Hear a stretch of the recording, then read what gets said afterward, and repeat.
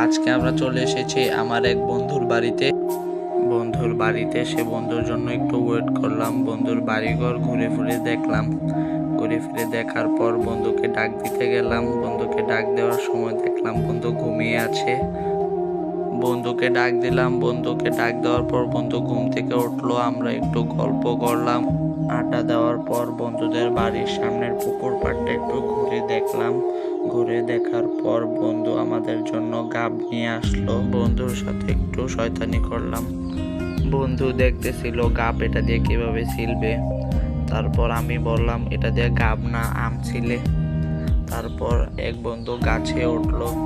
গাছে ওঠার পর গাছ থেকে আম পাড়লাম।